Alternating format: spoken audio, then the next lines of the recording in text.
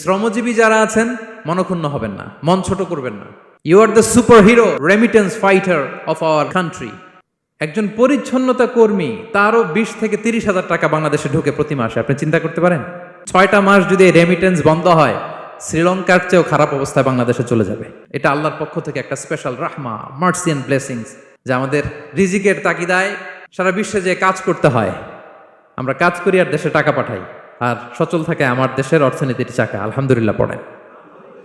So বাংলাদেশের গভর্নমেন্টকে আমি বিনীত অনুরোধ জানাবো, শ্রম মন্ত্রণালয়কে অনুরোধ জানাবো, এয়ারপোর্ট অথরিটিকে অনুরোধ জানাবো, আমার শ্রমজীবী ভাইদের সাথে ভালো আচরণ করুন, তাদের সাথে কোঅপারেট করুন।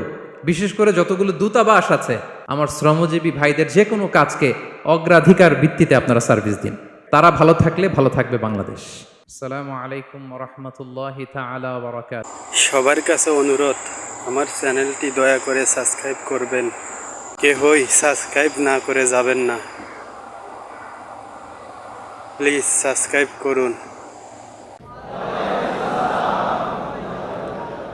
নাহমাদুহু ওয়া নুসাল্লি আলা রাসূলিহিল কারীম। আম্মা বা'দু ফাআউযু বিল্লাহি মিনাশ শাইতানির রাজীম। বিসমিল্লাহির রাহমানির রাহিম।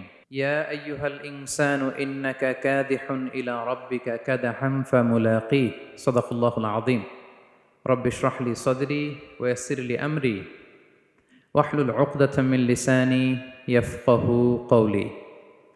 বাংলাদেশ ইয়ুথ কমিউনিটি মালয়েশিয়া কর্তৃক আয়োজিত আন্তর্জাতিক শ্রমিক দিবস 2024 উপলক্ষে মালয়েশিয়ার রাজধানী কুয়ালালামপুরের ডাউন টাউনে অবস্থিত উইসমা এমসিএর গ্র্যান্ড বলরুমে ইসলামে শ্রমিকের অধিকার শীর্ষক আলোচনা সভায় আপনারা যারা উপস্থিত হয়েছেন, আপনাদের সবাইকে জানাচ্ছি আন্তরিক শুভেচ্ছা এবং অভিনন্দন।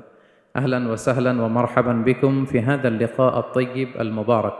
আলহামদুলিল্লাহ, আমরা অত্যন্ত সৌভাগ্যবান যে আমরা এমন একটা ধর্ম পেয়েছি যে ধর্মটা মজলুমকে নিয়ে কথা বলে।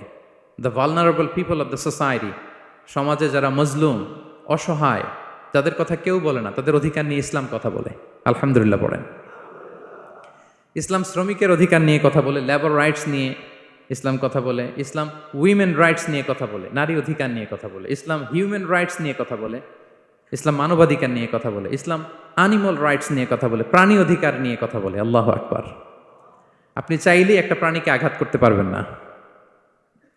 আমাদের দেশে এটা খুব বাজে একটা কালচার। কুকুর একটা দেখলেই আমরা কি করি? হয় ঢিল ছড়ি, না একটা লাথি মারি। কিছুই করে নাই আপনাকে, পাশ দিয়ে যাচ্ছে, দেখলেই কি ঢিল মারে, লাথি মারে। আরো অনেক জঘন্য জঘন্য কাজ আমরা করি। তাহলে যারাই যেখানে বিপন্ন, মানবতা যেখানে বিপন্ন, সেখানেই ইসলাম হাজির হয়েছে। আলহামদুলিল্লাহ। এজন্য ইসলাম পেয়ে আমরা খুশি না বেজার বলেন? এজন্য প্রত্যেক সালাতের পরে আমরা ঘোষণা দিই, রাদিতু বিল্লাহি রাব্বা ওয়া বিল ইসলামি দীনা ওয়া বি মুহাম্মাদিন নাবিয়্যান ওয়া রাসূলা। আমরা আল্লাহকে রব হিসেবে পেয়ে খুশি, আমরা ইসলামকে দিন হিসেবে পেয়ে খুশি। তো আমরা রাসূল সাল্লাল্লাহু আলাইহি ইসলামকে নবী এবং রাসূল হিসেবে পেয়ে খুশি। তার মানে প্রত্যেক সালাতের পরে আমরা কি করি? এটার অ্যানাউন্সমেন্ট দেই। তো ইসলাম এমন একটা ধর্ম, যেখানেই মানবতা বিপন্ন সেখানেই ইসলাম হাজির। তো আজকে আমরা লেবার রাইটস ইন ইসলাম, ইসলামে শ্রমিকের কি অধিকার, শ্রমিকদের যে রাইটস আছে, অধিকার আছে, এটা নিয়ে ইসলাম কি বলে, এই টপিকে আমরা কথা শুনবো ইনশাআল্লাহ বিইذনিল্লাহ। সম্মানিত শুধু আমি শুরুতেই কালামুল্লাহ মাজিদের একটি আয়াত তেলাওয়াত করেছি, সূরাতুল ইনশিকাকের 6 নম্বর আয়াত, যেখানে আল্লাহ তাআলা ইরশাদ করছেন, ইয়া আইয়ুহাল ইনসানু ইন্নাকা কাদিহুন ইলা রাব্বিকা কাদহান ফামুলাকি। অর্থাৎ হে মানুষ, তুমি তোমার রবের কাছে পৌঁছা পর্যন্ত কঠোর পরিশ্রম করতে হবে, অতঃপর তুমি তার সাক্ষাৎ লাভ করবে। আমাদের আলটিমেট গোল হচ্ছে আমরা আল্লাহর কাছে ফিরে যাব, ঠিক কিনা বলেন? কেউ মারা গেলে আমরা কি বলি? ইন্না লিল্লাহি ওয়া ইন্না ইলাইহি রাজিউন। আমরা আল্লাহর জন্য এবং আল্লাহর দিকেই আমরা ফিরে যাব। তো আল্লাহ বলেন, ইন্নাকা কাদিহুন ইলা রাব্বিকা কাদহান ফামুলাকি।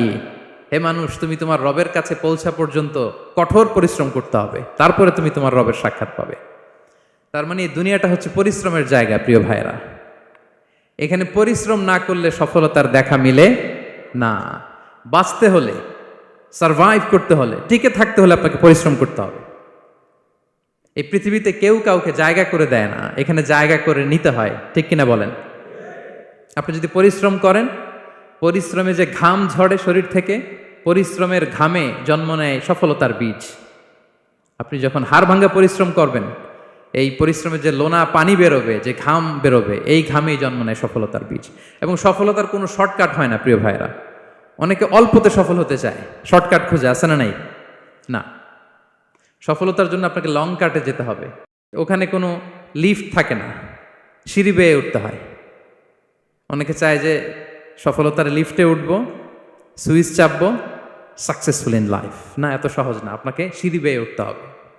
তাহলে পরিশ্রমের কোনো বিকল্প নেই। এই দুনিয়াটা হচ্ছে পরিশ্রমের জায়গা, সংগ্রামের জায়গা। আপনি সফল হতে হলে আপনাকে পরিশ্রম করতে হবে, করতেই হবে। আর পরিশ্রমে কোনো লজ্জা নেই। আমি বিভিন্ন আমার আলোচনায় বলি, কাজে লজ্জা নেই। কিসে লজ্জা নেই? আওয়াজ করে বলুন সবাই। কাজে লজ্জা নেই। লজ্জা হচ্ছে অলসতায়, লজ্জা হচ্ছে হাত পাতায়, লজ্জা হচ্ছে অকর্মণ্যতায়। কাজে লজ্জা আছে? লজ্জা কিসে? বলেন সবাই। লজ্জা হচ্ছে অলসতায়, অকর্মণ্যতায়। যারা কাজ না করে ফুটানি মারে, ওইটাতে লজ্জা। অনেকে আছে ফুটানি মারে, আছে না নাই? কাজ করে না, শো অফ, ফুটানি। এই ফুটানিতে লজ্জা, কিন্তু পরিশ্রমে কোনো লজ্জা নেই। এজন্য আল্লাহ তাআলা বললেন, ইয়া আইয়ুহাল ইনসান ইন্নাকা কাদিহুন ইলা রাব্বিকা কাদহান ফামুলাকি। হে মানুষ, তোমার রবের কাছে পৌঁছা পর্যন্ত তোমাকে পরিশ্রম করতে হবে। হাড় ভাঙ্গা পরিশ্রম করে আমার কাছে আসতে হবে, তবেই সফলতা মিলবে। অন্য আয়াতে আল্লাহ তাআলা বলছেন, লাকাদ খলাকনাল ইনসানা ফি কাবাদ। নিশ্চয়ই মানুষকে আমি কষ্ট এবং পরিশ্রম নির্ভর করে তৈরি করেছি। এই পৃথিবীতে টিকে থাকতে হলে তাকে পরিশ্রম করতে হয়, কষ্ট করতে হয়। এবং দুনিয়ার এই সাইকেলটা যদি দেখেন, দিন এবং রাতের যে সাইকেল, রাতকে আল্লাহ বানিয়েছেন ঘুমের জন্য, রেস্ট নেওয়ার জন্য, বিশ্রামের জন্য। আর দিনকে আল্লাহ বানিয়েছেন কর্মচঞ্চল করে, কাজের জন্য। দিনের মধ্যে কর্মস্পৃহা আছে। আল্লাহ তাআলা সূরা নাবাতে বলছেন, ওয়াজআলনান নাহারা মাআশা। আমি দিনকে বানিয়েছি কর্মচঞ্চল। দিনে আপনি কাজ করবেন, হাড় ভাঙা পরিশ্রম করবেন, তবেই সফলতা ধরা দিবে। ঠিক কিনা বলেন? তাহলে প্রথমে আমরা জানলাম এই পৃথিবীতে পরিশ্রম করতেই হবে, পরিশ্রমের কোনো বিকল্প নেই। সফল হতে চাইলে কি করতে হবে? আওয়াজ করে বলবেন, কি করতে হবে? এবং ইসলাম এই পরিশ্রমকে উৎসাহিত করে। পরিশ্রমের মাধ্যমে যে ইনকাম, এটাকে উৎসাহিত করে। বিষ্ণু ঈসা ইসলাম বলেন, মা আকালা আহাদুন তাআমান কাত্তু খায়রান আইয়াকুলা মিন আমালি ইয়াদাই। মানুষ পরিশ্রম করে তার দুই হাত দিয়ে উপার্জন করে যে জীবিকা নির্বাহ করে, এর চেয়ে শ্রেষ্ঠ জীবিকা পৃথিবীতে আর নেই। আল্লাহু আকবার। আপনারা যারা কষ্ট করে ঘাম ঝরিয়ে উপার্জন করেন, এই পৃথিবীতে এর চেয়ে শ্রেষ্ঠ উপার্জন আর হতে পারে? পরিশ্রম করে ঘাম ঝরিয়ে আপনি যে রিজিক এর বন্দোবস্ত আপনার হয়, এই খাবারের চেয়ে শ্রেষ্ঠ খাবার পৃথিবীতে হতে পারে? এরপর বিষ্ণু ঈসা ইসলাম বললেন, ওয়া ইন্না নাবিয়াল্লাহি দাউদ আলাইহিস সালাম কানা ইয়াকুলু মিন আমালি ইয়াদিহি। আল্লাহর নবী দাউদ আলাইহিস সালাম তিনি নিজ হাতের উপার্জন থেকে খেতেন। সুবহানাল্লাহি বিহামদি। তিনি আর্মর বানাতেন, যুদ্ধাস্ত্র। তিনি বর্ম বানাতেন, নিজ হাতে বর্ম বানিয়ে, যুদ্ধাস্ত্র বানিয়ে বিক্রি করে সেটা দিয়ে জীবিকা নির্বাহ করতেন। আল্লাহু আকবার। তাহলে পরিশ্রমের কোনো বিকল্প নেই। শ্রমের মাধ্যমে যে উপার্জন, এটা শ্রেষ্ঠ উপার্জন। তাই শ্রমজীবী যারা আছেন, মনক্ষুণ্ণ হবেন না, মন ছোট করবেন না। You are the super hero, you are the super hero, you are the remittance fighter of our country. এজন্য রাস্তা দিয়ে যখন হাঁটবেন, বুক ফুলিয়ে হাঁটবেন, আর বস্তা ভরে টাকা নিয়ে দেশে ফিরবেন। ঠিক কিনা বলেন? বুক ফুলিয়ে হাঁটতে হবে। এজন্য আমি আমার প্রিয় মাতৃভূমি বাংলাদেশের গভর্নমেন্টকে অনুরোধ করবো, আমাদের শ্রমজীবী ভাইদের যাতে সুবিধা হয়, এই ব্যবস্থা আপনাদের করতে হবে। বিনীত অনুরোধ রাখবো। শ্রম মন্ত্রণালয়ে যারা দায়িত্বে আছেন, স্পেশালি তাদেরকে রিকোয়েস্ট করবো, আমাদের শ্রমজীবী ভাইদের যেন কোনো কষ্ট না হয়। কারণ তাদের পাঠানো রেমিটেন্সে সচল থাকে আমার দেশের অর্থনীতির চাকা। তারা ভালো থাকলে ভালো থাকবে বাংলাদেশ। Very simple. ঠিক কিনা বলেন? আমার যে ভাইটা পরিচ্ছন্নতা কর্মী, রাস্তা ক্লিন করে, এয়ারপোর্টে ওয়াশরুম ক্লিন করে, একজন পরিচ্ছন্নতা কর্মী, তারও 20 থেকে 30 হাজার টাকা বাংলাদেশে ঢোকে প্রতি মাসে। আপনি চিন্তা করতে পারেন? হ্যাঁ, 6টা মাস যদি রেমিটেন্স বন্ধ হয়, শ্রীলঙ্কার চেয়েও খারাপ অবস্থায় বাংলাদেশে চলে যাবে। Just only 6 months. ভয়ঙ্কর অবস্থা হবে বাংলাদেশের। এটা আল্লাহর পক্ষ থেকে একটা স্পেশাল রাহমা, মার্সি এন্ড ব্লেসিংস, যে আমাদের রিজিকের তাগিদায় সারা বিশ্বে যে কাজ করতে হয়, আমরা কাজ করি আর দেশে টাকা পাঠাই, আর সচল থাকে আমার দেশের অর্থনীতির চাকা। আলহামদুলিল্লাহ পড়েন। সো বাংলাদেশের গভর্নমেন্টকে আমি বিনীত অনুরোধ জানাবো, শ্রম মন্ত্রণালয়কে অনুরোধ জানাবো, এয়ারপোর্ট অথরিটিকে অনুরোধ জানাবো, আমার শ্রমজীবী ভাইদের সাথে ভালো আচরণ করুন, তাদের সাথে কোঅপারেট করুন। বিশেষ করে যতগুলো দূতাবাস আছে সারা বিশ্বে, বাংলাদেশের যে মিশনগুলো, দূতাবাসগুলো, আমার শ্রমজীবী ভাইদের যে কোনো কাজকে অগ্রাধিকার ভিত্তিতে আপনারা সার্ভিস দিন। এটা দিতেই হবে, ঠিক কিনা বলেন? তারা ভালো থাকলে ভালো থাকবে বাংলাদেশ। তো এই জন্য শ্রমের কোনো বিকল্প নাই। নিজ হাতে উপার্জিত অর্থ, নিজ হাতে উপার্জিত কামাই, এটা শ্রেষ্ঠ কামাই। তো আলহামদুলিল্লাহ আজকের অডিয়েন্সের মধ্যে শ্রমজীবী ভাইয়েরা বেশি, আলহামদুলিল্লাহ পড়েন। এটা আমাদের সৌভাগ্য। এই যে বাংলাদেশে এখন চাকরি নাই, চাকরির বাজার মন্দা, মাস্টার্স পাশ করে বেকার টোটো কোম্পানির ম্যানেজার, এরকম আছে না নাই? তার বিপরীতে আল্লাহ তাআলা আপনাদেরকে মালয়েশিয়া নিয়ে আসছে, প্রতি মাসে আপনি টাকা পাঠান, আলহামদুলিল্লাহ। আপনি বাংলাদেশের যে উন্নয়ন, বাংলাদেশের যে ডেভেলপমেন্ট, এই যে স্মার্ট বাংলাদেশ বলে বলে মন্ত্রীরা মুখে ফেনা তুলে ফেলে, এটার গর্বিত অংশীদার আপনি, ঠিক কিনা বলেন? আপনি গর্বিত অংশীদার। You are the contributor, you are the real contributor. আপনার অবদানে বাংলাদেশ আজকে সচল, আলহামদুলিল্লাহ। সো মন ছোট করার কোনো সুযোগ নেই। নিজ হাতে উপার্জিত কামাই, এটা পৃথিবীর শ্রেষ্ঠ কামাই, আলহামদুলিল্লাহ। পরিশ্রমের মাধ্যমে যে উপার্জন, এটাকে ইসলাম আমাদেরকে উৎসাহিত করে। শুধু নামাজ, রোজা, জিকির এগুলো নিয়ে ইসলাম আমাদেরকে পড়ে থাকতে বলেনি। কোরআনিক অর্ডার হচ্ছে আপনার নামাজ শেষ, আপনি বেরিয়ে পড়বেন, কাজে বেরিয়ে যাবেন। ফাইদা কুদিয়াতিস সালাতু ফান্তাশিরু ফিল আরদি ওয়াবতাগু মিন ফাদলিল্লাহ। বিধানটা কার বলুন? আওয়াজ করে বলুন, বিধানটা কার? এটা কোরআনিক ভার্ডিক্ট, কোরআনের বিধান। নামাজ শেষ, গোল হয়ে বসে জিকির করতে বলা নাই আল্লাহ। আল্লাহ বলেছে ফান্তাশিরু ফিল আরদ ওয়াবতাগু মিন ফাদলিল্লাহ, জমিনে ছড়িয়ে পড়ো, আল্লাহ রিজিক তালাশ করো। নামাজ শেষ, বেরিয়ে যাবেন। কৃষক চলে যাবে মাঠে, শ্রমজীবী চলে যাবে ফ্যাক্টরিতে, শিক্ষকরা চলে যাবে তাদের শিক্ষা প্রতিষ্ঠানে, কর্পোরেট ওয়ার্ল্ডের লোকেরা চলে যাবে তাদের প্রতিষ্ঠানে। ডেভেলপমেন্ট করতে হবে, সিভিলাইজেশন করতে হবে। নামাজের পরে গোল হয়ে বসে থাকা চলবে না। কি ব্যালেন্স দেখেছেন ইসলাম? আজান হয়েছে তো মসজিদে আসো, নামাজ শেষ বেরিয়ে পড়ো, আলহামদুলিল্লাহ। কি ভারসাম্যপূর্ণ ইসলাম। ফাইদা কুদিয়াতিস সালাতু ফান্তাশিরু ফিল আরদ, যখন সালাত শেষ জমিনে ছড়িয়ে পড়ো, আল্লাহ রিজিক অন্বেষণ করো। তাহলে শুধু নামাজ রোজার মধ্যে ইসলাম নয়, আপনাকে কর্মঠ হইতে হবে, পরিশ্রম করতে হবে, হাড় ভাঙা পরিশ্রম। বিশ্বনবী সাল্লাল্লাহু আলাইহি ওয়াসাল্লাম অত্যন্ত পরিশ্রমী ছিলেন। He started his first career as a shepherd. সুবহানাল্লাহ। ওনার প্রথম ক্যারিয়ার উনি রাখাল হিসেবে শুরু করেছেন। রাখালরা যে কাজ করে, অর্থাৎ মরুভূমিতে ভেড়া, মহিষ, ভেড়া, ছাগল, তারপর বকরি, দুম্বা, এই চরানোর কাজগুলো দিয়ে বিষ্ণু সাল্লাল্লাহু আলাইহি ওয়াসাল্লাম তার ক্যারিয়ার শুরু করেছেন এজ এ শেফার্ড। বিষ্ণু সাল্লাল্লাহু আলাইহি ওয়াসাল্লাম বলেন, সহিহ বুখারীর বর্ণনা, মা বাআসাল্লাহু নাবিয়্যান ইল্লা রাআল গানাম। আল্লাহ তাআলা এই পৃথিবীতে এমন কোন নবী পাঠায় নাই যে নবীরা ছাগল চড়ায় নাই। সুবহানাল্লাহ পড়বেন না? সাহাবারা বললেন, ওয়া আনতা ইয়া রাসূলুল্লাহ, হে আল্লাহর নবী আপনিও ছাগল চড়িয়েছেন? বিষ্ণু সাল্লাল্লাহু আলাইহি ওয়াসাল্লাম বললেন, নাআম, আমিও ছাগল চড়িয়েছি। ওয়া কুনতু আরআহা আলা কারারিত লি আহলি মক্কা, আমি অল্প কিছু মজুরির বিনিময়ে, অল্প কিছু টাকার বিনিময়ে, সামান্য কিছু পারিশ্রমিকের বিনিময়ে মক্কার লোকদের ছাগল চড়িয়ে দিতাম। সুবহানাল্লাহ পড়েন। ছাগল হচ্ছে খুব টেরা প্রাণী, ডানে টানলে বায়ে যায়, বায়ে টানলে ডানে যায়। তাদেরকে একসাথে করা অ্যাজ এ শেফার্ড, এটা মরুভূমিতে খুব কষ্টের কাজ। আল্লাহ তাআলা প্রত্যেক নবীকে দিয়ে ছাগল চড়িয়েছেন যাতে করে কিছুদিন পরে নবীরা মানুষ চড়াতে পারে। সুবহানাল্লাহ। আল্লাহ বুঝাতে চাইলেন, এখন ছাগল চড়াও, এদের উপর যদি কন্ট্রোল নিতে পারো তাহলে মানব জাতির উপর কন্ট্রোল নিতে পারবো। আল্লাহু আকবার। এজন্য প্রত্যেকটা নবীকে দিয়ে, সহিহ বুখারীর বর্ণনা, মা বাআসাল্লাহু নাবিয়্যান ইল্লা রাআল গানাম, আল্লাহ পৃথিবীতে এমন কোন নবী পাঠায় নাই যেই নবীকে দিয়ে আল্লাহ ছাগল চড়ায় নাই। তো বিষ্ণু সাল্লাল্লাহু আলাইহি ওয়াসাল্লাম ছাগল চড়িয়েছেন, অত্যন্ত সুঠাম দেহী ছিলেন, কর্মঠ ছিলেন।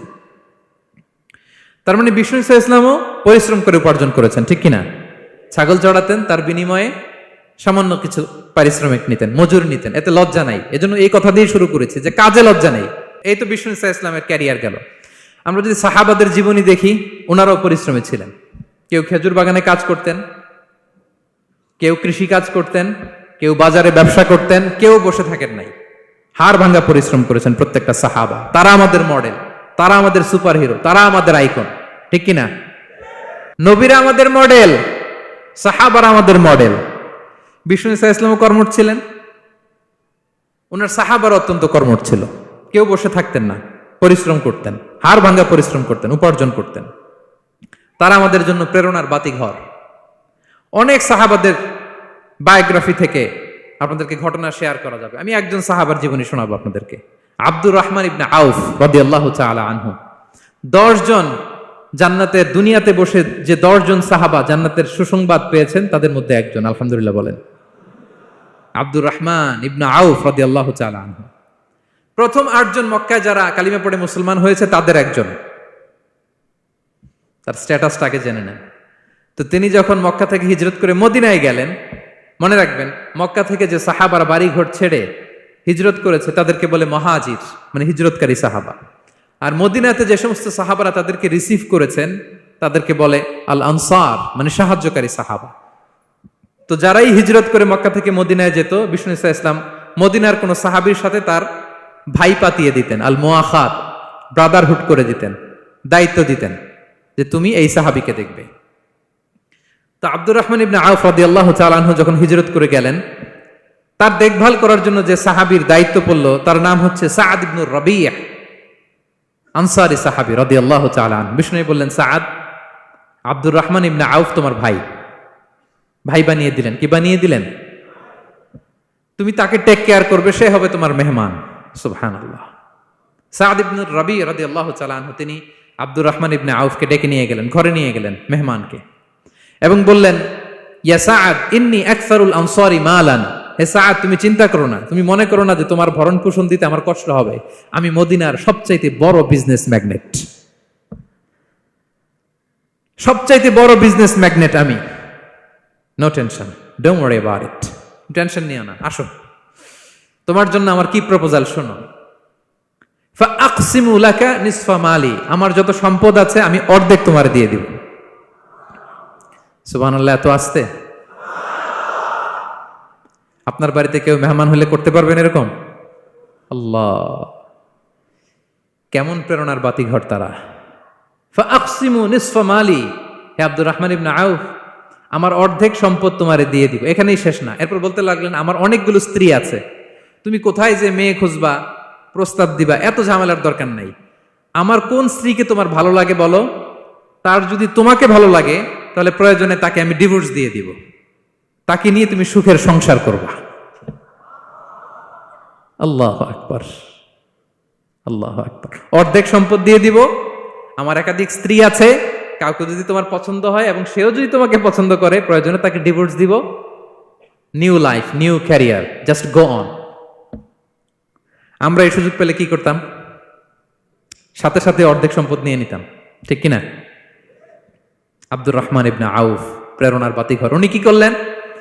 উনি বললেন, লা হাজাতা লি ফি যালিক। আমার ভাই, তুমি যে বলছো, এ সাআদ ইবনে রাবি, তুমি যে এত চমৎকার প্রপোজাল দিয়েছো, এতেই আমি খুশি, তোমার কোনো কিছুর আমার দরকার নাই। বারাকাল্লাহু লাকা ফি আহলিকা ওয়া মালিক, আল্লাহ তোমার সম্পদেও বরকত দেখ, আল্লাহ তোমার পরিবারেও বরকত দেখ। তবে একটা কষ্ট করতে হবে, সেটা কি? আব্দুর রহমান ইবনে আউফ বললেন, দুল্লানি ইলা সুক, just show me the way to market. মদিনার বাজারটা কোথায় এটা একটু দেখায় দাও। আমি নতুন মানুষ, পথঘাট চিনি না। দুল্লানি ইলা সুক, just show me the way to market of Medina. মদিনার বাজারটা কোন রাস্তা একটু দেখায় দাও। আল্লাহু আকবার। সাদ ইবনে রাবি বললেন, এই তো মদিনার বাজার। উনি যে কিছু ঘি কিনলেন, পনির কিনলেন, কিনে বিক্রি করলেন, প্রফিট করলেন। ওই প্রফিট দিয়ে আরো বেশি করে কিনলেন, আবার বিক্রি করলেন, প্রফিট, আবার বিক্রি করলেন, প্রফিট। এই কেনা বেচা করতে করতে 1-2 মাসের মধ্যে উনি মদিনার one of the biggest business magnate হয়ে গেলেন।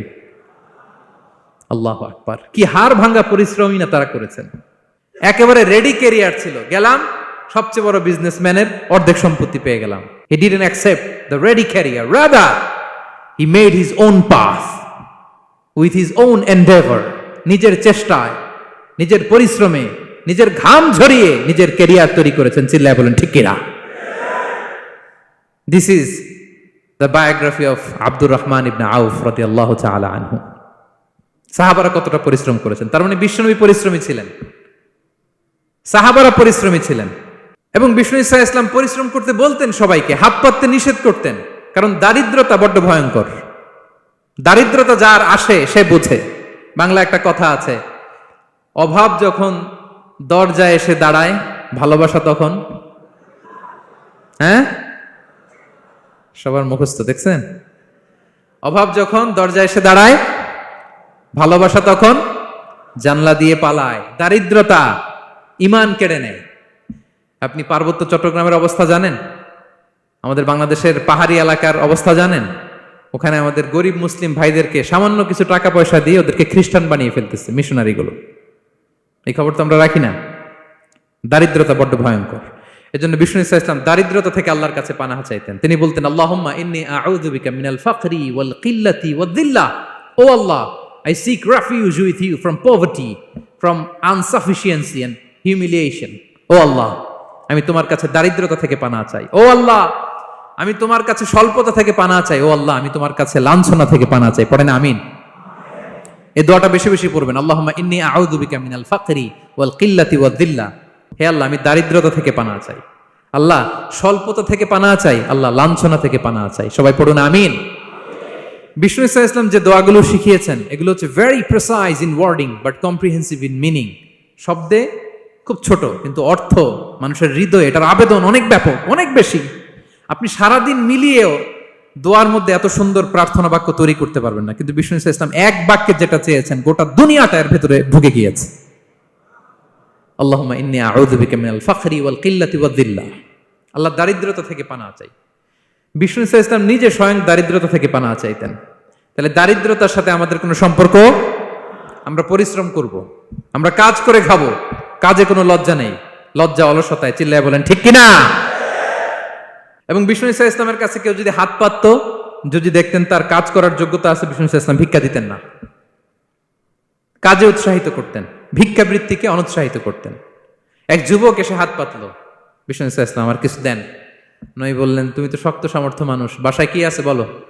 সে বলে, আমার বাড়িতে একটা পানি খাওয়ার জগ আছে আর একটা চাদর আছে। বিষ্ণু ইসা ইসলাম বললেন, নিয়ে আস। সে নিয়ে আস। এবার বিষ্ণু ইসা ইসলাম চাদর আর জগ দুইটা নিয়ে সাহাবাদেরকে বললেন, মাইয়াশতারি হাযাইন, কে কিনবে? অকশন চিনেন? অকশন, অকশনে কি করে? নিলামে দাম তোলে না? তো রাসূল সাল্লাল্লাহু আলাইহি ওয়াসাল্লাম তার চাদর আর জগটা নিলামে তুললেন। এই কে কিনবে? মাইয়াশতারি হাযাইন, মাইয়াশতারি হাযাইন। একজন বলল, ফাকাল রাজুল আনা আখিযুহুমা বিদিরহাম, ইয়া রাসূলুল্লাহ, আমি 1 দিরহামে কিনবো। কয় দিরহাম? বিষ্ণু বললেন 1 দিরহাম, 1 দিরহাম, 1 দিরহাম। মানে এর চেয়ে কেউ বাড়াবে কিনা? মাইয়াজিদু আলা যালিক, এর চেয়ে বাড়ায় দিবা কে? আরেক সাহাবী বলল, ইয়া রাসূলুল্লাহ, আমি 2 দিরহামে কিনবো। 2 দিরহাম, 2 দিরহাম, 2 দিরহাম, আর বাড়ে না। বিষ্ণু সাল্লাল্লাহু আলাইহি ওয়াসাল্লাম তার কাছে 2 দিরহাম দিয়ে বিক্রি করে দিলেন। 2 দিরহাম নিয়ে যুবককে বললেন, নাও, এই 1 দিরহাম দিয়ে কিছু খাবার কিনে তোমার ফ্যামিলিকে দিয়ে আস। আরেক দিরহাম দিয়ে একটা কুঠার কিনে নিয়ে আস। তো এই যুবক কুঠার কিনে আনলো। ফাওয়াদাআ লাহু আর-রাসূল সাল্লাল্লাহু আলাইহি ওয়াসাল্লাম ইয়াদান, রাসূল সাল্লাল্লাহু আলাইহি ওয়াসাল্লাম নিজ হাতে ওই কুঠারের একটা হাতল লাগাই দিলেন কাঠের। কারণ শুধু কুঠার দিয়ে তো হবে না, একটা হাতল থাকতে হবে না? বিষ্ণু সাল্লাল্লাহু আলাইহি ওয়াসাল্লাম ওনার মোবারক হাতে, বরকতময় হাতে ওই কুঠারে একটা হাতল লাগাই দিলেন। এবার বললেন, যাও, 1 দিরহাম দিয়ে কুঠার, আরেক দিরহাম দিয়ে খাবার কিনে আনো। এই কুঠার দিয়ে জঙ্গলে যে কাঠ কেটে লাকড়ি বেচে জীবিকা নির্বাহ করো। সামনের 15 দিন আমার সামনে যেন তোমার ঘুরঘুর করতে না দেখি। এ বেচারা গেল, 1 দিরহাম দিয়ে ফ্যামিলিতে খাবার দিল, আর লাকড়ি নিয়ে কাঠ কাটতে না কাটতে কয়েকদিনের ব্যবধানে ও 10 দিরহাম কামাই ফেলছে। আস্তে আস্তে আস্তে আস্তে সে স্বাবলম্বী হয়ে গেল। এরপর একবার বিষ্ণু ইসা ইসলামের কাছে আসছে। বিষ্ণু ইসা ইসলাম তারে বলে, মানুষের কাছে হাত পাতার চেয়ে, দুয়ারে দুয়ারে ভিক্ষা করার চেয়ে তোমার মতো এরকম কাঠ কেটে, জঙ্গলে কাঠ কেটে বাজারে বিক্রি করা অনেক ভালো। আল্লাহু আকবার। এই হচ্ছে বিষ্ণু ইসা ইসলামের ক্যারেক্টারিস্টিক্স। তিনি ভিক্ষাবৃত্তিকে অনুৎসাহিত করতেন। এই যে গল্পটা, what is the moral of the story? কি শিখলাম? 1 নম্বর যেটা শিখলাম, তিনি কাজ করে খেতে উৎসাহিত করেছেন। চাইলেই বিষ্ণু ইসা ইসলাম ওই 2টা জিনিস বিক্রি করে 2 দিরহাম দিয়ে বলতে পারতেন, যাও 2 দিরহাম দিয়ে খাবার কিনো। ওই বেলা খেয়ে রাতের বেলা আরেক দুয়ারে যে ভিক্ষা করতো, ঠিক কিনা বলেন? কথা বুঝতেছেন? 2 দিরহাম দিয়ে যদি খাবার কিনতো, তো দুপুরে খেয়ে রাতে কি করতো? আবার হাত পাততো। সেটা করে নাই। কাজ করে খেতে উৎসাহিত করেছেন এবং স্থায়ী সমাধান করে দিয়েছেন। কারণ কাজ কাজই, কাজে কোনো ছোট বড় নাই। আছে? কাজে কোনো ছোট বড় আছে না। তাহলে ইসলাম আমাদেরকে পরিশ্রমী হতে শেখায়, কর্মমুখী হতে শেখায়। ইসলাম কতটা কর্মমুখী ধর্ম দেখেন। বিষ্ণু ইসলাম বলেন, ইন কামাতিস সাআ ওয়া ফি ইয়াদি আহাদিকুম ফাসিলা, কেউ যদি দেখে কিয়ামত হয়ে যাচ্ছে, কি হয়ে যাচ্ছে সবাই বলুন, কেউ যদি দেখে কিয়ামত হয়ে যাচ্ছে আর তার হাতে একটা চারা বীজ আছে, গাছের চারা, কি আছে? গাছের চারা। সে গাছের চারা রোপণ করতে গেছিল, ওদিকে যায় দেখে কিয়ামত শুরু হয়ে গেছে। বিষ্ণুনবী বলেন, ফাইন ইসতাতাআ আন লা তাকুমা হাত্তা ইয়াগরিসাহা ফালইয়াগরিসহা, সে যদি পারে কিয়ামত হওয়ার আগেই ওটা রোপণ করে দিতে, সেজন্য তাড়াতাড়ি করে রোপণ করে দেয়। আল্লাহু আকবার। ইসলাম কতটা কর্মমুখী ধর্ম। কিয়ামত শুরু হয়েছে, বিষ্ণু বলেন তার উপর কিয়ামত আসার আগে সে যদি চান্স পায় চারা বীজটা যেন রোপণ করে দেয়। আর আমরা এখন আখিরুজ্জামান, দাজ্জাল আসবে, কিয়ামত হয়ে যাবে, 2025 সালেই হবে, এগুলো বলে কাজকর্ম সব বন্ধ করে দিচ্ছে। এরকম ডাকাইত আছে না নাই? হ্যাঁ বলেন, আছে না নাই? তা আখিরুজ্জামান কি আপনারা এটা শিখায়, এই লেসন শিখায়? আখিরুজ্জামান আসবে, দাজ্জাল আসবে, তো আপনার সমস্যা কি? দাজ্জাল আসবে দেখেই তো আপনাকে বিজনেস করে এমন টাকা কামাইতে হবে যাতে করে দাজ্জাল আসলে আমি আমার অর্থ দিয়ে মুজাহিদিন ভাইদেরকে সহায়তা করতে পারি। দাজ্জাল আসবে তো আপনার প্রবলেম কি? আপনার বডি বিল্ডিং করতে হবে, আপনার ফ্যামিলিকে তারবিয়া দিতে হবে, আপনার সোসাইটিকে সমৃদ্ধ করতে হবে, আপনাকে সভ্যতার কারিগর হইতে হবে। আপনার সব কাজ আপনি আরো বাড়াই দিবেন দাজ্জালের প্রশ্ন আসলে। এখন দাজ্জাল আসবে, 25 সালেই আসবে, 26 সালেই কিয়ামত হবে। কি হবে ক্যারিয়ার দিয়ে, আর কি হবে ব্যবসা করে? এরকম আছে না নাই? এরকম করা যাবে? বিশ্বনবী কি বললেন? কিয়ামত হইতেছে, তুমি দেখতেছো চাক্ষুষ বিলা আয়ান, দেখতেছো কিয়ামত হইতেছে, আর তুমি গাছ লাগাইতে গেছিলা। যদি সুযোগ হয় কিয়ামত হওয়ার আগে আগে কি করো? গাছ লাগাও। সুবহানাল্লাহ পড়বেন না? প্রিয় ভাইয়েরা, আমরা যেন পরিশ্রমী হই, আমরা যেন কর্মঠ হই, আমরা যেন অলস না হই। বিষ্ণু ইসলাম অলসতা থেকে আল্লাহর কাছে পানাহ চাইতেন। আল্লাহ আমাদেরকে বোঝার তৌফিক দান করুক, আমরা পড়ি আমিন। আল্লাহর নবী সাল্লাল্লাহু আলাইহি ওয়াসাল্লাম শুধু পরিশ্রম করতে বলেছেন এমন নয়, তিনি পরিশ্রমীদেরকে পছন্দ করতেন। এক সাহাবীর সাথে তিনি মুসাফা করলেন, দেখলেন হাতটা বড্ড খসখসে, তিনি শ্রমজীবী সাহাবী। এটা যখন তিনি শুনতে পেলেন, তিনি পরম মমতায় আলতো করে ওই শ্রমিক সাহাবীর হাতে তিনি চুমু খেলেন। আল্লাহু আকবার। এবং ওনার আন্ডারে যারা কাজ করত তাদের সাথে বিষ্ণু ইসলামের যে আচরণ, ওনার যে শ্রমিক, ওনার যে খাদেম, তাদের সাথে বিষ্ণু ইসলামের যে ডিলিং শুনলে আপনি অবাক হয়ে যাবেন, অবাক হয়ে যাবেন। আপনি কারো ব্যাপারে যদি রিয়েল ইনফরমেশন চান, আপনি কয়েকটা জায়গায় নক করতে হবে। 1 নাম্বার, ধরেন যে একজন বড় সাহেব, তার আসল তথ্য যদি চান তার বউকে জিজ্ঞেস করেন। কারে জিজ্ঞেস করবেন? ওয়াইফকে জিজ্ঞেস করবেন, স্ত্রীকে, আসল তথ্য পাবেন। 2 নাম্বার, তার বাড়ির দারোয়ানকে জিজ্ঞেস করবেন। কাকে? 3 নাম্বার, তার ঘরের কাজের বুয়া, সব জানে উনি, ওই কাজের বুয়া থেকে রিপোর্ট নেবেন, ঘরে যে কাজ করে। 4 নাম্বার, তার ড্রাইভার, দারোয়ান, কাজের বুয়া, ওয়াইফ, এদের কাছ থেকে যদি আপনি জিজ্ঞেস করেন, ফলের বিড়াল বেরিয়ে আসবে। ঠিক কিনা বলেন? তো আসেন বিষ্ণু ইসলামের যে খাদেম, কর্মচারী, তারা একটু জিজ্ঞেস করি বিষ্ণু ইসলামের আচরণ কেমন ছিল। বিষ্ণু ইসলামের খাদেমের নাম হচ্ছে আনাস রাদিয়াল্লাহু আনহু। আলহামদুলিল্লাহ, খাদিমু রাসূলিল্লাহ, বিষ্ণু ইসলামের খাদেম। আসেন ওনাকে জিজ্ঞেস করি যে বিষ্ণু ইসলামের আচরণ কেমন ছিল। আনাস রাদিয়াল্লাহু তাআলা আনহু বলেন, খাদিমতুন নবিয়্যা 10 সিনিন, আমি বিষ্ণু ইসলামের 10 বছর খেদমত করেছি। 1-2 বছর না, 10 বছর বিষ্ণু ইসলামের খেদমতে আমি নিয়োজিত ছিলাম। ফামা ক্বালা লি লিমা সানা'তা ওয়ালা লিমা লা সানা'তা, 10 বছরের মধ্যে একদিনও কখনো বলে না, এ আনাস এটা কেন করলা, এ আনাস এমনটা কেন হলো, এটা কেন করলা না, একদিনের জন্য বলে নাই। কেন এটা করছো, কেন এটা করো নাই, এরকম কোনো প্রশ্ন আমাকে কোনোদিন করে নাই। সুবহানাল্লাহ পড়ে। আনাস রাদিয়াল্লাহু তাআলা কি ভুল করেন নাই? করছেন। ছোট মানুষ তো, একেবারে ছোট বাচ্চা ছিলেন। ওনার আম্মা যখন আনাস রাদিয়াল্লাহু তাআলাকে নিয়ে আসছে, বিষ্ণু ইসলাম মক্কা থেকে হিজরত করে মদিনায় আসলেন, সবাই বিশ্বনবীকে ঘিরে ধরলো, সবাই বিশ্বনবীকে সালাম দেয়, মুসাফা করে, হাদিয়া দেয়। আনাসের মা চোখের পানি ছাড়ে, বিশ্বনবীর কাছে লজ্জায় এসে বলে, ইয়া রাসূলুল্লাহ, সবাই আপনাকে উপহার দেয়, সবাই আপনাকে হাদিয়া দেয়, আমি আপনারে কি হাদিয়া দেব? হাদিয়া দেওয়ার মতো কিছু নাই আমার এই কলিজার টুকরা আনাস ছাড়া, আমি আনাসকেই আপনারে হাদিয়া দিয়ে দিলাম। ইয়াখদুমুকা ইয়া রাসূলুল্লাহ, হে নবী, আনাস আপনার খেদমত করবে, আপনার অজুর পানি এনে দিবে, আপনার মেসওয়াকটা এনে দিবে, আপনার জুব্বাটা এনে দিবে। আমি আমার কলিজার টুকরা, আমার নাড় ছেঁড়া ধন আনাসকেই আপনারে উপহার দিয়ে দিলাম। আনাস রাদিয়াল্লাহু তাআলা আনহু বিষ্ণু সাল্লাল্লাহু আলাইহি ওয়াসাল্লামের সাথে থাকতেন, অজুর পানি এনে দিতেন, জামা এনে দিতেন। বিষ্ণু বললেন, আনাস আমার ওই জুব্বাটা নিয়ে আসো। ছোট্ট আনাস জুব্বা আনতে যে মদিনার বাচ্চারা খেলতেছে, আমাদের দেশে যে খেলে, কুতকুত খেলে, চারা খেলে, এইটা খেলে সেইটা খেলে, ওই খেলাধুলা দেখে নবীর জামা আনার কথা উনি ভুলে গেলেন। বাচ্চাদের সাথে দাঁড়িয়ে খেলা দেখতে আরম্ভ করলেন। এখন সময় গড়িয়ে অনেক হয়ে গেল, আনাসও আসে না, জুব্বাও আসে না। ঘটনা কি? বিষ্ণু ইসলাম বললেন, যাই নিজের জামা নিজে নিয়ে আসি। তো বের হলেন, যে দেখে সর্বনাশ, আনাসকে পাঠাইছি জুব্বা আনতে, আনাস দেখি এদিকে খেলার মধ্যে মগ্ন হয়ে আছে। বিষ্ণু ইসলাম কিছুই বললেন না, চুপ করে যে উনিও আনাসের পিছনে এভাবে দাঁড়িয়ে রইলেন, কিছুই বলে না। তো আনাস খেলা একবার এদিকে দেখে, একবার ওদিকে দেখে, একবার এদিকে ঘুরতে ঘুরতে হঠাৎ দেখে পিছনে কে? স্বয়ং বিশ্বনবী। আল্লাহ, বিশ্বনবীর দেখে তো আনাস রাদিয়াল্লাহু তাআলার কলিজাটা এখানে চলে আসছে ভয়ে। হায় হায়, আজকে খবর আছে। হায় হায়, আমার না জুব্বা আনতে বলছিল, আমি কি কাজ করলাম? ভয়ে আটকে উঠছে।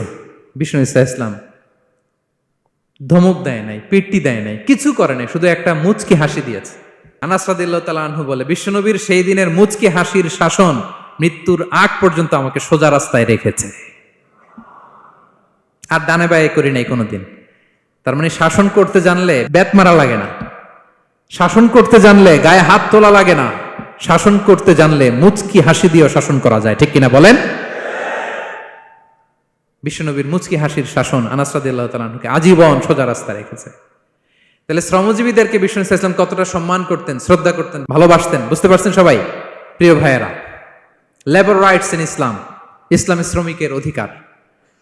শ্রমিকদেরকে ইসলাম কমপক্ষে 7টা অধিকার দিয়েছে। কয়টা? 1 নাম্বার, ইসলাম একজন শ্রমিককে প্রথম যে অধিকারটা দিয়েছে সেটা হচ্ছে কাজ শেষে, শ্রম শেষে তার পারিশ্রমিকের অধিকার, মজুরি পাওয়ার অধিকার, কাজ শেষে বেতন পাওয়ার অধিকার। কাজ করেছেন তো আপনি বেতন পাবেন, এটা আপনার অধিকার। বেতন বা পারিশ্রমিক এটা একটা কর্মজীবীর অধিকার। আপনার কোম্পানির মালিক যে আপনার বেতন দেয়, এটা কি দয়া করে? করুণা? তো এটা যদি করুণা হয়, সে যে আপনার কাজ করে দেয়, এটাও তো করুণা, এটা তো আর বড় করুণা, কি বলেন? আপনি যে স্যালারি পে করেন, এটা যদি করুণা হয়, সে যে পরিশ্রম করে, সে তো আর বড় করুণা করে আপনারে, তার কারণে তো আপনার কোম্পানি টিকে আছে, ঠিক কিনা বলেন? তাহলে এটা করুণা নয়, এটা শ্রমিকের অধিকার। এবং বিশ্বনবী সাল্লাল্লাহু আলাইহি ওয়াসাল্লামের সেই ঐতিহাসিক বাণী, তিনি বলেছেন, আতুল আজীরা আজরাহু ক্বাবলা আন ইয়াজিফা আরাকুহু, ঘাম শুকিয়ে যাওয়ার আগে শ্রমিককে তার পারিশ্রমিক বুঝিয়ে দাও। সুবহানাল্লাহ, বিশ্বনবীর ঐতিহাসিক বাণী।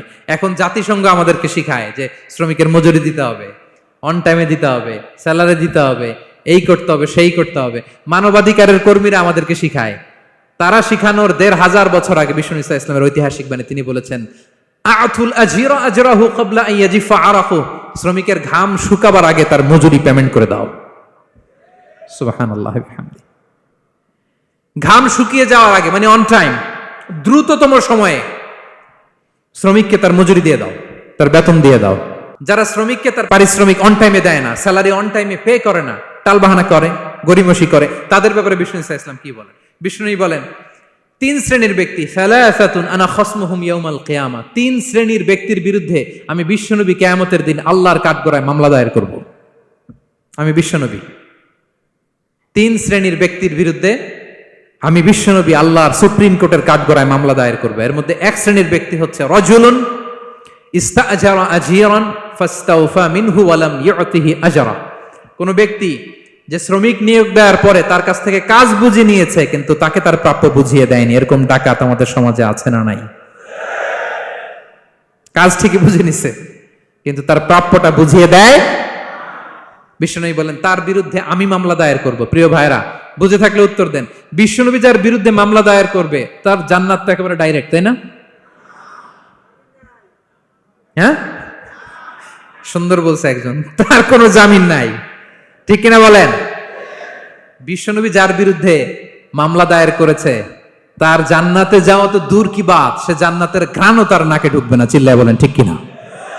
এই জন্য খবরদার, শ্রমিককে তার শ্রম নেয়ার পরে তার পারিশ্রমিক দিয়ে দেন, তার ঘাম শুকিয়ে যাওয়ার আগে, মানে অন টাইম। এটা নিয়ে কোনো টালবাহানা করা যাবে তা না হলে বিশ্বনবী তার বিরুদ্ধে মামলা দায়ের করবে। তার মানে 1 নম্বর অধিকার বুঝে পাইছেন? আপনি যে কাজ করেন, কাজের বিনিময়ে যে পারিশ্রমিক পান, যে স্যালারি পান, এটা আপনার অধিকার, এটা করুণা নয়। এটা অনুকম্প নয়, এটা কোনো দয়া নয়, ইটস ইউর রাইট, এটা আপনার অধিকার। আওয়াজ করে বলুন তো গলা ফুলিয়ে, এটা আপনার কি? 2 নাম্বার, একটা শ্রমিককে ইসলাম যে অধিকার দেয় সেটা হচ্ছে চুক্তি মাফিক সকল সুযোগ সুবিধা প্রাপ্তির অধিকার। অর্থাৎ একজন এমপ্লয়ার যখন তার এমপ্লয়িকে নিয়োগ করে, একটা এমপ্লয়মেন্ট কন্ট্রাক্ট থাকে না? এমপ্লয়মেন্ট কন্ট্রাক্ট বুঝেন তো? একটা চুক্তিপত্র থাকে, এখানে ফিক্স করা থাকে ওয়ার্কিং আওয়ার্স, কয় ঘন্টা আপনি কাজ করবেন, আপনার জব স্পেসিফিকেশন, কি করবেন কি করবেন না, আপনার স্যালারির ব্যাপারে থাকে, কত স্যালারি দিবে, কখন দিবে, আবার আপনি ওভার টাইম করলে এক্সট্রা পে করবে, আপনি রেগুলার কাজ করলে ঘন্টায় per hour 20 ringgit, overtime করলে 40 রিঙ্গিট, তারপর আপনি কখন ব্রেক নেবেন, একটা ব্রেক থাকে না যে এই টাইমে একটা ব্রেক দিতে হবে, এগুলো মিউচুয়াল আন্ডারস্ট্যান্ডিং এ এমপ্লয়মেন্ট কন্ট্রাক্টে থাকে। আপনি হলিডে কখন করবেন, ছুটি থাকতে হবে, টানা 7 দিন কাজ করানো যাবে বলেন? না, আন্তর্জাতিকভাবে এটা নিষিদ্ধ। টানা 7 দিন কোনো কাজ নাই, একদিন তার হলিডে থাকতে হবে, তার অ্যানুয়াল লিভ থাকতে হবে, right to rest and leisure, বিশ্রামের একটা সময় লাগবে। এই যে 1 মে আন্তর্জাতিক শ্রমিক দিবস, এটা শুরু হয়েছে কিভাবে? ইউনাইটেড স্টেটস অফ আমেরিকার শিকাগোতে 1986 সালে এই কাজের বিরুদ্ধেই তারা আন্দোলন করেছিল। টানা 7 দিন তাদেরকে দিয়ে গাদার মতো খাটানি খাটাতো, দাসের মতো তাদের সাথে আচরণ করা হতো। তারা আন্দোলন শুরু করেছিল, 8 জনকে গুলি করে নিহত করা হয়েছিল। সেখান থেকে এই মে দিবস। কিন্তু বিষ্ণু ইসা ইসলাম 1500 বছর আগে এই শ্রমিকদের অধিকারের ব্যাপারে সোচ্চার ছিলেন, আলহামদুলিল্লাহ বলেন। তাহলে right to rest and leisure, UDHR, universal declaration for human rights, এগুলো সব নির্ধারিত আছে। তার মানে একজন শ্রমিকের 2 নম্বর অধিকার হচ্ছে চুক্তি অনুযায়ী সকল সুযোগ সুবিধা প্রাপ্তির অধিকার। আপনার চুক্তি করছেন, আপনি এটা এটা দিবেন, কিন্তু কাজের পরে আপনি ফ্যাসিলিটি দিচ্ছেন না, এটা করা যাবে বলেন? করা যাবে? আল্লাহর কোরআন কি বলছে শুনুন। আল্লাহর কোরআন বলে, ইয়া আইয়ুহাল্লাযীনা আমানু আউফু বিল উকুদ, O you who believe fulfil your contract, ও বিশ্বাসীরা তোমরা তোমাদের চুক্তি পূর্ণ করো। ও আউফু বিল আহদি ইন্নাল আহদা কানা মাসউলা, তোমরা যে কমিটমেন্ট করেছো, যে কন্ট্রাক্ট করেছো, এই চুক্তি তোমরা পূর্ণ করো। তা না হলে কিয়ামতের কঠিন ময়দানে এই চুক্তির ব্যাপারে, কন্ট্রাক্টের ব্যাপারে, এই এগ্রিমেন্টের ব্যাপারে আপনারা জিজ্ঞেস করবে কে? তাহলে যা চুক্তি করেছেন সুযোগ সুবিধা তাই আপনাকে দিতে হবে। মালিক ভাইয়েরা মনে থাকবে তো নাকি? এগ্রিমেন্টে যা যা বলেছেন, যা যা লিখে সিগনেচার করেছেন তাই আপনাকে দিতে হবে। আদেশটা কার? সবাই বলুন। আপনি মন চাইলে হায়ার করবেন, এরপরের দিন ফায়ার করবেন, এরকম করা যাবে? হ্যাঁ, চাইলে হায়ার ফায়ার, মন যা চায় তা করবেন, এটা করা চলবে না। তাহলে 2টা অধিকার গেল। 3 নম্বর, একজন শ্রমিককে ইসলাম যে অধিকার দিয়েছে সেটা হচ্ছে সুন্দর আচরণ পাবার অধিকার। তিনি আপনার ফ্যাক্টরির ওয়ার্কার, আপনার স্টাফ, এজন্য যা মনে চায় তা আচরণ করবেন, দাসের মতো আচরণ করবেন, এটা করা যাবে? আওয়াজ করে বলেন, করা যাবে? বিষ্ণু ইসা ইসলাম ইন্তেকালের আগে পুরা উম্মাকে 2টা বিষয় ওসিয়ত করেছেন। আওয়াজ করে বলুন তো কয়টা? 1 নম্বর হচ্ছে নামাজ। 1 নম্বর কি? আসসালাত। আসসালাত, রুহু বের হওয়ার আগে, ইন্তেকালের আগে বিষ্ণু বলেন আসসালাত, আসসালাত, নামাজ, নামাজ। উম্মতেরা নামাজের ব্যাপারে সতর্ক হও। 2 নম্বর তিনি বলেছেন ওয়ামা মালাকাত আইমানুকুম, তোমাদের অধীনস্থ যারা আছে তাদের ব্যাপারে সচেষ্ট হও, তাদের প্রতি সদয় হও, তাদের সাথে খারাপ আচরণ করো না। এটা কখন বলছেন? জুমার খুতবার সময়, সাহাবীদের সাথে গল্প করার সময়, বিবিদের সাথে আলোচনার সময়। কখন? Just right before his death. এখনই রুহু বেরোবে, ইন্তেকালের আগে তিনি বলেছেন উম্মতেরা আসসালাত, নামাজ, উম্মতেরা ওমা মালাকাত আইমানুকুম, তোমাদের কর্মচারীদের সাথে খারাপ আচরণ করো না। তাহলে 3 নাম্বার হচ্ছে শ্রমিকদের সুন্দর আচরণ পাবার অধিকার, তাদের সাথে খারাপ আচরণ করা যাবে না। বিষ্ণু ইসা ইসলাম শ্রমিকদের রাইটস, অধিকারের ব্যাপারে এতটা সোচ্চার ছিলেন, বিদায় হজের মতো, বিদায় হজের যে বাণী, যে ভাষণ, এই ঐতিহাসিক ভাষণেও বাদ যায়নি শ্রমজীবীদের কথা। সুবহানাল্লাহ পড়েন। বিদায় হজের ভাষণে বিষ্ণু বলেছেন আরিকাকুম, আরিকাকুম আতইমুহুম মিম্মা তাকুলুন ওয়াকসুহুম মিম্মা তালবাসুন। খবরদার ও আমার উম্মতেরা, এই ভাষণের পরে আর বড় কোনো ভাষণ আমার পক্ষ থেকে তোমরা পাবে না। তোমাদের কর্মজীবী, তোমাদের শ্রমিক, তোমাদের ওয়ার্কার, তোমাদের স্টাফদের ব্যাপারে সাবধান থাকো। তোমরা যা খাবে তাদেরও তা খাওয়াবে, তোমরা যা পড়বে তাদেরও তা পড়তে দিবে, তাদের প্রতি তোমরা সদয় হবে। বিদায় হজের বাণী তো বিষ্ণু ইসলাম আপনাদের কথা বলে নাই। আলহামদুলিল্লাহ পড়েন। কি রহমতের নবী ছিলেন, কি মায়ার নবী ছিলেন। শ্রমজীবীদেরকে বিষ্ণু ইসলাম এতটা ভালোবাসতেন। তাহলে 3 নম্বর যে অধিকার ইসলাম একজন শ্রমিককে দেয় সেটা হচ্ছে সুন্দর আচরণ পাওয়ার অধিকার। দেখবেন যে মালিক বা যে এমপ্লয়ার ভালো আচরণ করে সব শ্রমিককে তাকে ভালোবাসে, তার জন্য দোয়া করে। আপনি মালিক হয়ে অসুস্থ, দেখবেন আপনার ওয়ার্কার গুলো জায়নামাজ বিছিয়ে সেজদায় পরে আপনার জন্য কাঁদে। এরকম আছে না নাই? মালিক হলে তো এরকম মালিক হইতে হবে, এমপ্লয়ার হলে তো এরকম হওয়া চাই, ঠিক কিনা বলেন? তাহলে আমরা শ্রমজীবীদের সাথে ভালো আচরণ করব, পারা যাবে তো ইনশাআল্লাহ? ইনশাআল্লাহ। 4 নাম্বার, কর্মক্ষেত্রে নিরাপত্তার অধিকার। শ্রমজীবী ভাইদের যে ওয়ার্ক প্লেস আছে সেখানে তাদের নিরাপত্তা থাকতে হবে, সেফটি মেজারমেন্ট থাকতে হবে। অনেক জায়গায় দেখি আয়রন ফ্যাক্টরিগুলোতে যারা কাজ করে, আল্লাহু আকবার, আপনারা ভিডিও ক্লিপসে দেখবেন যে কি ভয়ঙ্কর সেখানকার অবস্থা। ডিহাইড্রেশন, এক একজন অসুস্থ হয়ে যায়। সেখানে তাদের পর্যাপ্ত পানির ব্যবস্থা নাই, এটা নাই সেটা নাই। এমন এমন ফ্যাক্টরিতে আমাদের অনেক ভাইরা কাজ করে, কেমিক্যাল ফ্যাক্টরি, মাস্কও নাই। এরকম ডাকাইতে আছে না নাই? কেমিক্যাল ফ্যাক্টরিতে যারা কাজ করবে এদেরকে মাস্ক দিতে হবে, এদেরকে হ্যান্ড গ্লাভস দিতে হবে।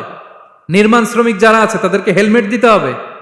প্রত্যেকটা ফ্যাক্টরিতে ফায়ার এক্সটিংগুইশার লাগবে, আগুন লাগলে অগ্নি নির্বাপক যে যন্ত্র, এগুলোর দরকার আছে না নাই বলেন? গাদার মতো ঢোকার জায়গা নাই, বেরোয়ার জায়গা নাই, সেফ এন্ট্রি নাই, সেফ এক্সিট নাই। হাজার হাজার মানুষ কাজ করে, আগুন লাগলে সব পুড়ে ছাই। এরকম হয় না? প্রিয় ভাইরা বলেন, আওয়াজ করে বলেন, হয় না এরকম? অহরহ আমরা দেখি বাংলাদেশ। অগ্নি নির্বাপক যন্ত্র নাই, না, এটা করা যাবে না। আগুন লাগলে কিভাবে আপনি আগুন নেভাবেন, কিভাবে তাদের সেফটি সিকিউরিটি এনশিওর করবেন, এগুলো সব আগে থেকে নির্ধারণ থাকতে হবে। তাহলে 4 নাম্বার হচ্ছে নিরাপত্তা অ্যাজ এ এমপ্লয়ার, এটা আপনাকে এনশিওর করতে হবে। 5 নাম্বারে সাধ্যের বাইরে কোনো কাজে বাধ্য না করার অধিকার।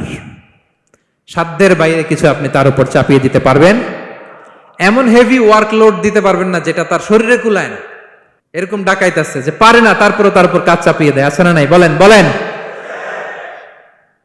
ওয়ার্কারের স্বাস্থ্যহানি হয়, অঙ্গহানি হয়, এবং এমন ছোট ছোট বাচ্চাদের দিয়ে কাজ করায়, শিশু শ্রম, এটা তো আইনত দণ্ডনীয় অপরাধ। এটা করা যাবে না। এগ্রিমেন্টে, চুক্তিতে আপনি যা করাবেন, যেভাবে করাবেন, যা চান সার্ভিস, ওইটাই করাইতে হবে। এবং আল্লাহর বিধান এটা, লা ইউকাল্লিফুল্লাহু নাফসান ইল্লা উসআহা। আল্লাহ সাধ্যের বাইরে বান্দার উপরও কোনো কিছু চাপিয়ে দেয় না। এটা similarly applicable to the worker. বিষ্ণু ইসলাম বলেন, ওয়ালা ইউকাল্লাফু মিনাল আমালি ইল্লা মা ইউতিক। সাধ্যের বাইরে কোনো ওয়ার্কারকে অতিরিক্ত কোনো কাজ চাপিয়ে দেয়া যাবে না। ফাইন কাল্লাফাহু, যদি তাকে সাধ্যের বাইরে কোনো কাজ চাপিয়ে দিতে হয়, মা ইয়াগলিবুহু, যেটা তার জন্য কষ্ট হয়ে যায়, ফাল ইউইনহু আলাই, এই কাজে তাকে সাহায্য করতে হবে। মালিক হয়ে আপনার হাত লাগাতে হবে, অথবা এক্সট্রা ম্যান পাওয়ার নিতে হবে, ওয়ার্ক ফোর্স নিতে হবে। সুবহানাল্লাহ পড়েন। বিশ্বনবী মনে হচ্ছে যেন বর্তমান যে এই যে হাজার হাজার ফ্যাক্টরি, এই কলকারখানা, এই ওয়ার্কারদের দুর্দশাগুলো দেখে দেখে পয়েন্টে পয়েন্টে ধরে ধরে কথা বলেছেন। আল্লাহু আকবার। যদি সাধ্যের বাইরে কিছু চাপিয়ে দিতে হয় তাহলে তাকে সহায়তা করতে হবে। তাহলে 5 নাম্বার শ্রমিকের অধিকার হচ্ছে সাধ্যের বাইরে কোনো কাজে বাধ্য না করার অধিকার। আপনি বাধ্য করতে পারবেন না। কটা গেল? 5টা। মাশাআল্লাহ, খুব মনোযোগী শ্রোতা। 6 নম্বরে শ্রমিকের উপর আল্লাহ যা যা ফরজ করেছেন তা আদায়ের অধিকার দিতে হবে আপনাকে। সালাতের সময় হলে তাকে নামাজ পড়তে দিতে হবে। নন মুসলিম হলে এটা ভিন্ন ইস্যু। তখন আপনি চেষ্টা করবেন একটা মুসলিম কোম্পানিতে যাওয়ার, মুসলিম মালিকের আন্ডারে যাওয়ার, অথবা তাদেরকে সবাই মিলে অ্যাপ্লিকেশন করে বুঝাবেন যে সামান্য ফরজ নামাজটুকু পড়ার অনুমতি, পারমিশন আমরা চাই। কিন্তু কোনো মুসলিম এমপ্লয়ার নামাজের জন্য বাধা দিতে পারবে না। রমজান মাসে রোজা রাখা শ্রমিকের জন্য ফরজ না? অনুমতি দিতে হবে। নারী কর্মীদেরকে, যারা নারী কর্মী আছে তাদেরকে পর্দার অনুমতি দিতে হবে, হিজাবের অনুমতি দিতে হবে। মালিক তো দূরের কথা, আমাদের বাংলাদেশে অনেক বিশ্ববিদ্যালয়ের শিক্ষকরাই অনুমতি দেয় না। এরকম ডাকাত শিক্ষক আছে না নাই? এরকম জালেম বাংলাদেশে আছে না নাই? ঢাকা বিশ্ববিদ্যালয় চিন্তা করা যায়, মুসলিমদের টাকা দিয়ে যে বিশ্ববিদ্যালয়, ওখানে আমার বোনেরা পর্দা করে যেতে পারে না, আমার মুসলিম বোনেরা হিজাব পড়তে পারে না, নেকাব পড়তে পারে না। এই অধিকার কি শিক্ষককে দেওয়া হয়েছে? কথা বলেন না, never. You never can do that. একটা রেগুলার ড্রেস কোড থাকবে, এটা সবাই মানবে। এটার উপরে দিয়ে সে চাদর পরবে না ওড়না পরবে না হেজাব পরবে না ব্লেজার পরবে, এটা নিয়ে নাক গলানোর ক্ষমতা কোনো শিক্ষকের নাই। চিল্লায় বলেন ঠিক কিনা? তাহলে আপনার কর্মস্থলে মুসলিম নারীরা যদি কাজ করে, নারী কর্মীদের জন্য পর্দার ব্যবস্থা করতে হবে, ঠিক কিনা বলেন? হালাল ফুড খাওয়ার ব্যবস্থা থাকতে হবে। ওয়াইন খাওয়ানো যাবে না, ড্রিঙ্কস করানো যাবে না, পর খাওয়ানো যাবে না, ঠিক কিনা বলেন? আপনার কোম্পানিতে আপনার শ্রমিককে দাড়ি রাখতে চাইলে দাড়ি রাখার অনুমতি দিতে হবে, ঠিক কিনা বলেন? দাড়ি রাখা ওয়াজিব। দাড়ি রাখা কি? কোন কোন মতে সুন্নাতে মুআক্কাদা, যেটাই আমরা বলি একজন মুসলিমের জন্য এটা আবশ্যক। দাড়ি রাখতে বাধা দেয়া যাবে? আমাদের বাংলাদেশে দেয়? হ্যাঁ, কোন কোন কোম্পানি দেয়। কোন কোম্পানি দেয় বলেন? হ্যাঁ, আরং। এই পাওয়া গেছে আরং।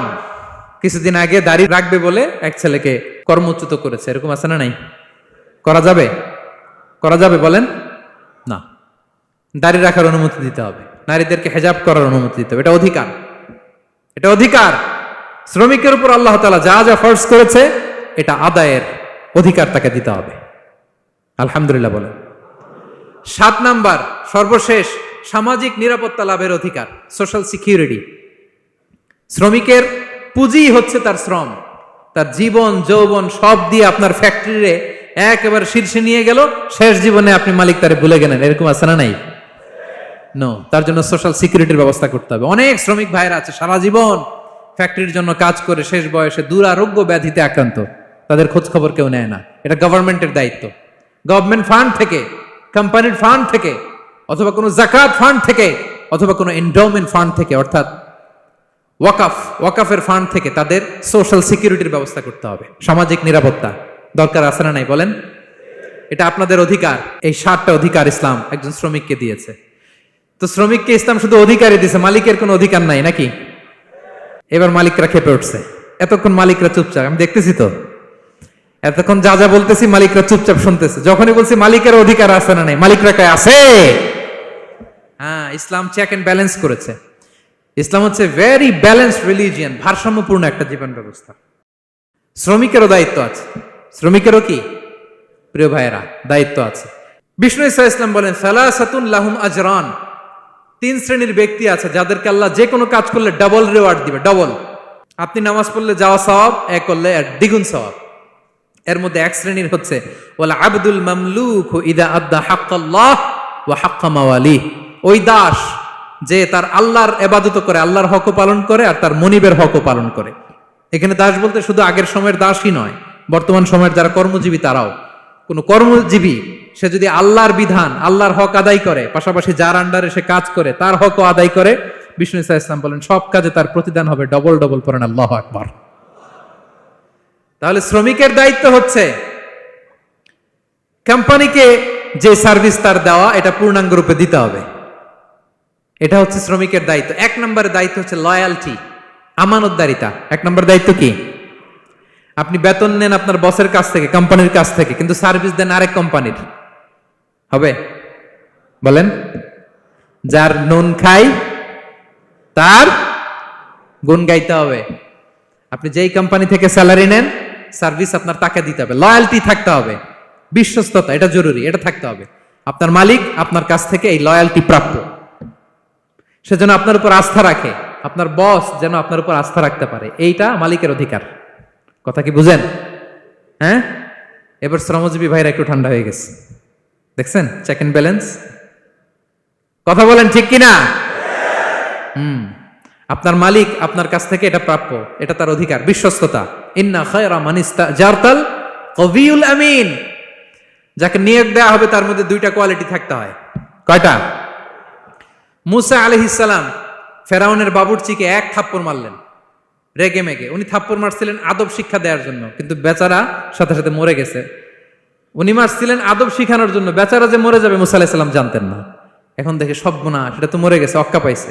উনি দিলেন দৌড়। মুসা আলাইহিস সালাম দৌড়াতে দৌড়াতে প্রাণ ভয়ে চলে গেলেন আরেক সীমান্তে, মিশর ছেড়ে আরেক এলাকায়। যে দেখে কিছু লোক ধাক্কাধাক্কি করে তাদের উটগুলোকে পানি খাওয়াচ্ছে, আর 2টা মেয়ে পাশে চুপ করে বসে আছে। উনি বুঝতে পারলেন মেয়েগুলো এই ইয়াং ছেলেদের সাথে ধাক্কাধাক্কি করে টিকতে পারবে না। উনি এগিয়ে গেলেন, বললেন তোমরা পানি খাওয়াবো ওটদেরকে? হ্যাঁ খাওয়াবো, আসো। উনি ওটগুলো নিয়ে সবাইকে সরিয়ে পানি খাইয়ে দিলেন, মেয়েরা চলে গেল। এবার বাবার কাছে যেয়ে বলল, বাবা এমন এক ছেলের সন্ধান পাইছি, ছেলেটা খুব ভালো, আমাদের চেহারার দিকে তাকায় না, মাটির দিকে তাকিয়ে কথা বলে। আজকে এই লোক না থাকলে আমরা আমাদের ওটগুলোকে পানি খাওয়াতে পারতাম না।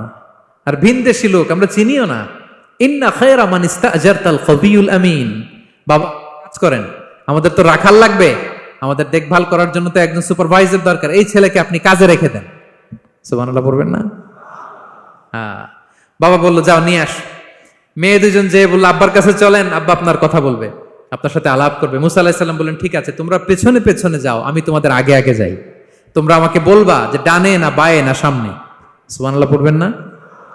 কি চরিত্র, কি চরিত্র ছিল যাতে করে তাদের দিকে তাকানো না লাগে, মুসা আলাইহিস সালামের নজর যেন তাদের দিকে না পড়ে। মুসা আলাইহিস সালাম বললেন আমি আগে যাই, তোমরা পিছন থেকে বলো ডানে না বায়ে, কোন গলি, কোথায় যাব। আল্লাহু আকবার। তো যাওয়ার পরে মুসা আলাইহিস সালামের সততা, এই বিশ্বস্ততা আর স্ট্রেংথ, শক্তি দেখে ওনাকে কাজে রেখে দিলেন মেয়ে দুটার বাবা। সুবহানাল্লাহ বলেন। আর বললেন এত বছর কাজ করবা, পারিশ্রমিক হচ্ছে কাজ যখন শেষ আমার এক মেয়েরে তোমার কাছে বিয়ে দিয়ে দিব। আল্লাহু আকবার। ওনারও থাকার জায়গা নাই, আশ্রয়ের কোনো বন্দোবস্ত নাই, আল্লাহ ব্যবস্থা করে দিলেন। আলহামদুলিল্লাহ পড়েন। তাহলে বিশ্বস্ত হইতে হবে। বিশ্বস্ত যেই তার রুজির ব্যবস্থা করে দেয় কে? এই যে মুসা আলাইহিস সালাম ফেরাউনের বাবুর্চিতে থাপ্পড় মেরে চলে গেলেন, পরিচিত কেউ নাই, রিজিকের বন্দোবস্ত নাই, কিন্তু বিশ্বস্ততার কারণে আল্লাহ তাআলা রিজিকের ব্যবস্থা করে দিলেন। তাহলে এক নাম্বার মালিকের অধিকার হচ্ছে লয়ালটি, শ্রমিকদের বিশ্বস্ত হইতে হবে। আপনার পক্ষ থেকে বিশ্বস্ততা, এটা মালিকের প্রাপ্য। কথা বুঝতে পেরেছেন প্রিয় ভাইরা আমার? 2 নাম্বার চুক্তি অনুযায়ী শ্রম দেওয়া, এটা একজন শ্রমিকের দায়িত্ব। আপনার দায়িত্ব হচ্ছে 8 ঘন্টা কাজ করবেন, আপনি 6 ঘন্টা করেন আর 2 ঘন্টা এটা নিয়ে ইউটিউব, টিকটক, আচ্ছা হ্যাঁ এটা করা যাবে? 8 ঘন্টার যদি চুক্তি হয় আর আপনি যদি প্রতিদিন 6 ঘন্টা কাজ করেন, আপনি যে পারিশ্রমিক পাবেন এটা হালাল হবে? বলেন বলেন, আওয়াজ করে সবাই বলুন না, হালাল হবে না। আপনার চুক্তি অনুযায়ী আপনাকে শ্রম দিতে হবে, এবং এই চুক্তি অনুযায়ী শ্রম পাওয়াটা একজন মালিকের অধিকার। একজন মালিকের 3 নম্বর অধিকার হচ্ছে to work in a best manner possible. আপনার সাধ্যের সবটুকু উজাড় করে দিয়ে কোম্পানির জন্য কাজ করতে হবে।